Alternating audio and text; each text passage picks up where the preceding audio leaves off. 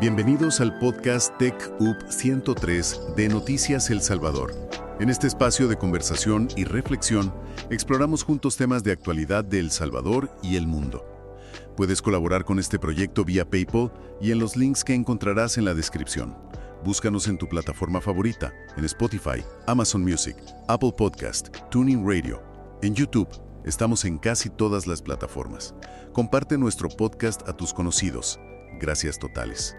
Bueno, tras este mensaje de apertura, damos inicio a un nuevo análisis a fondo de esta información que sinceramente está marcando el pulso del planeta ahora mismo. En esta mesa, mi labor como siempre es poner bajo la lupa la actualidad internacional y local, desgranando un poco los hechos, las decisiones políticas y bueno, esos movimientos estratégicos que vemos en los titulares. Y mi objetivo, desde este otro lado de la mesa, es aportar la visión financiera y macroeconómica. O sea, analizar qué significan realmente esos titulares cuando los traducimos a las fluctuaciones de los mercados, a la viabilidad del capital o a las cadenas de suministro. Exacto. Y en última instancia, a la estabilidad económica de las regiones que vamos a repasar hoy. Porque la misión que tenemos en este análisis es ambiciosa, ¿eh? Hoy vamos a explorar 3 ejes fundamentales, que aunque parezcan súper distantes, comparten un hilo conductor de disrupción total. Primero, una guerra tecnológica y ética que involucra, ojo, directamente al Pentágono de Estados Unidos y a los gigantes de la inteligencia artificial. Tela con ese tema. Sí, brutal. Segundo, cruzaremos el mapa hacia una escalada militar masiva en Oriente Medio, viendo sus repercusiones en los mercados energéticos. Y tercero, aterrizaremos en El Salvador para contrastar los avances en infraestructura pública con una realidad económica y de pensiones que, exige una lectura muy cuidadosa. Desde luego. Pero bueno, antes de entrar en materia, es absolutamente vital hacer un aviso de imparcialidad para nuestra audiencia. Los documentos y reportes que vertebran el análisis de hoy contienen posturas geopolíticas sumamente polarizadas. Eso aplica tanto a las decisiones del gobierno de Estados Unidos como a los actores en Oriente Medio. Claro, son temas muy sensibles. Muy sensibles. Por eso queremos dejar meridianamente claro que este programa mantiene una neutralidad inquebrantable. Nuestro único propósito es informar y desglosar los textos. No tomamos partido, no respaldamos ninguna visión, ya sea de derecha o de izquierda, ni justificamos a ninguna de las partes. Ponemos los datos sobre la mesa para que quienes nos escuchan saquen sus propias conclusiones. Así que con las reglas claras, vamos a desempacar esto.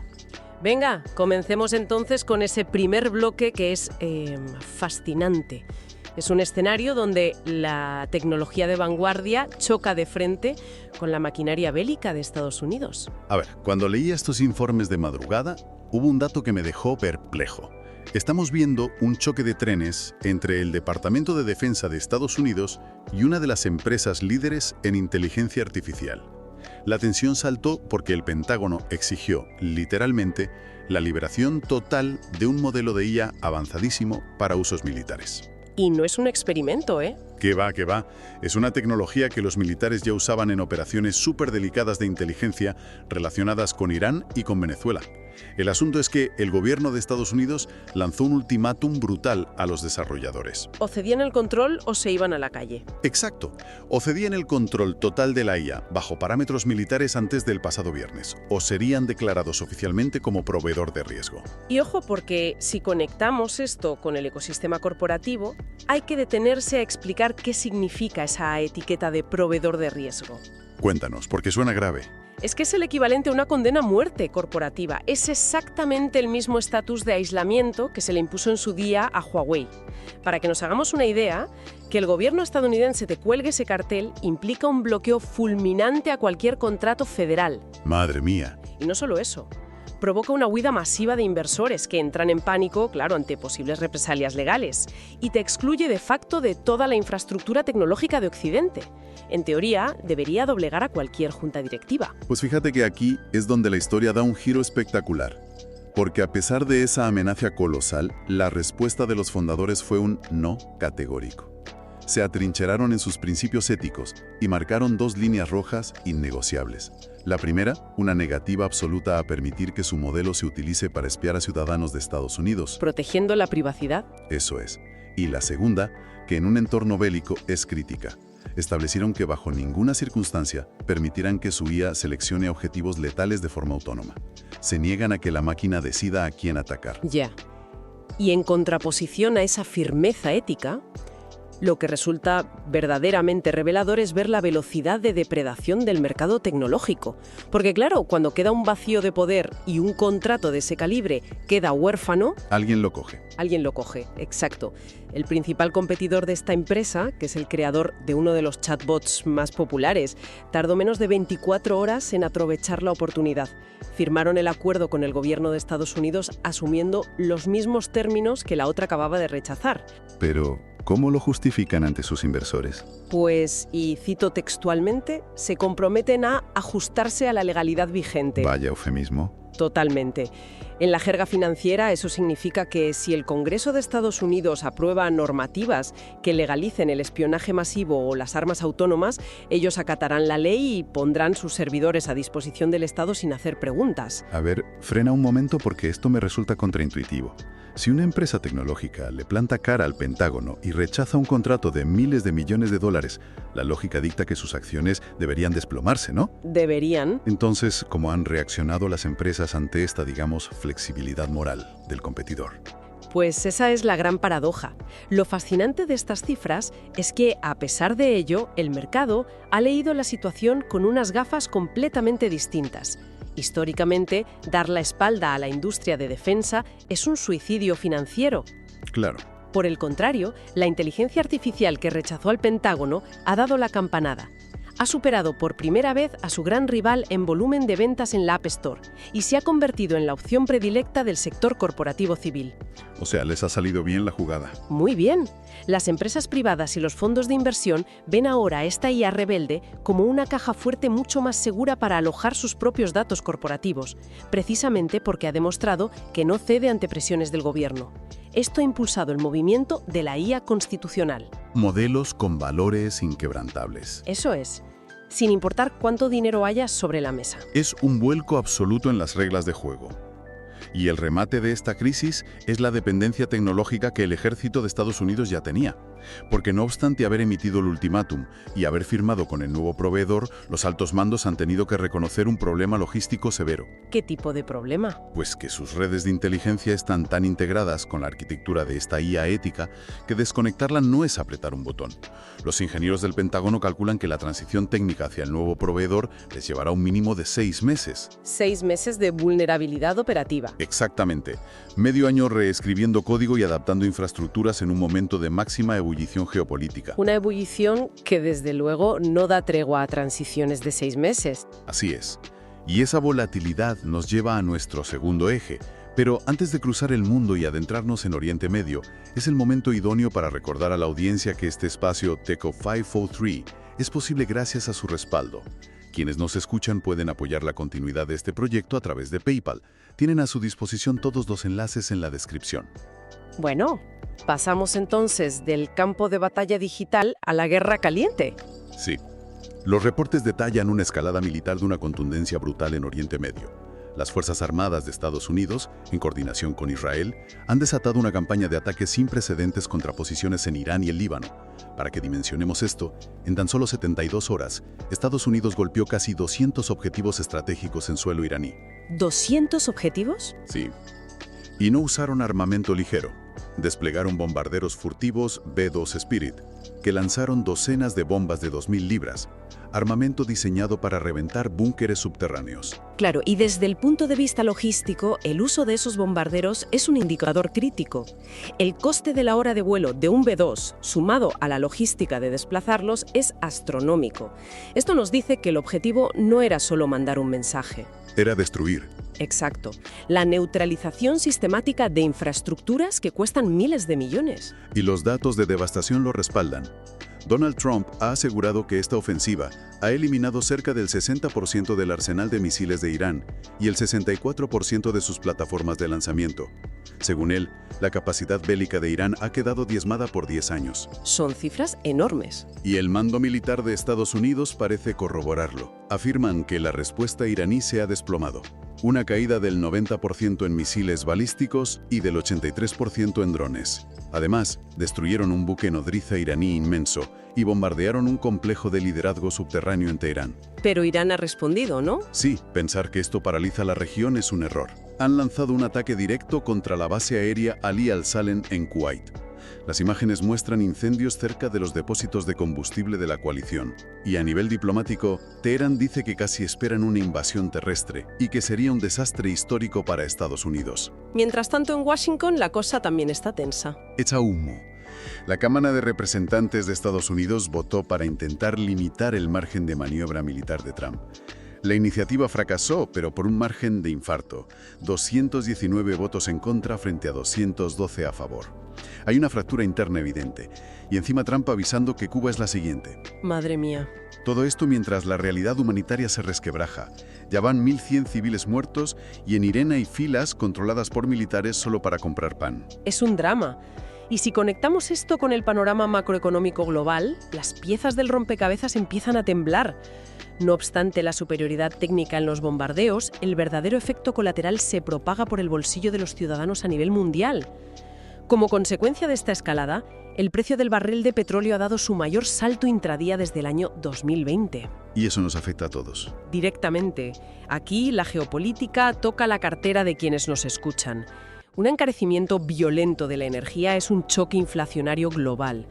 Dispara el transporte marítimo, encarece la producción de cualquier bien que necesite plástico o electricidad. Claro, todo sube. Todo. Y presiona a los bancos centrales para que mantengan o suban las tasas de interés, encareciendo los créditos. Pero hay algo que no me encaja en la ecuación. Mantener este ritmo de bombardeos con armamento pesado durante semanas es carísimo. ¿Cómo es que la maquinaria militar de Estados Unidos no muestra fatiga financiera? Pues porque ha mutado la forma de financiar la guerra. En contraposición a las crisis de presupuesto del pasado, el flujo de capital bélico ahora parece blindado. El secretario de Guerra de Estados Unidos, Pete Hegseth, ha declarado que no hay escasez de municiones. ¿Y quién lo paga? Ahí está el dato clave. Sin embargo, a pesar de los costes masivos, hay una reconfiguración de las alianzas financieras. Hegseth confirmó que Emiratos Árabes Unidos, Qatar, Bahrein y Arabia Saudí se han sumado a la campaña. Ya no solo prestan espacio aéreo, están ofreciendo respaldo defensivo. O sea, están cofinanciando. Exactamente. Estados Unidos está externalizando el peso financiero. El capital de las potencias petroleras está financiando tácitamente esta operación. Es una privatización regional del conflicto. Fascinante y aterrador a partes iguales. Y precisamente porque vivimos en un mundo donde la inflación energética y las decisiones globales acaban aterrizando en la puerta de nuestra casa, pasamos a nuestro tercer bloque. Aterrizamos en El Salvador. Vamos a ver la realidad local. Sí. Para tomar el pulso al país, contrastando los esfuerzos de modernización con unos cimientos financieros que, requieren atención. A nivel de infraestructura, el país no pisa el freno. Vimos el desalojo rápido de los vendedores de la Plaza 14 de Julio en 72 horas. Un reordenamiento importante. Sí. Y en conectividad, el Ministerio de Obras Públicas reporta que la mega obra en Los Chorros ya tiene un 50% de avance. Aunque la movilidad también deja noticias tristes, como el accidente mortal de 2 hermanos en motocicleta en Sonsonate. Una tragedia, sí.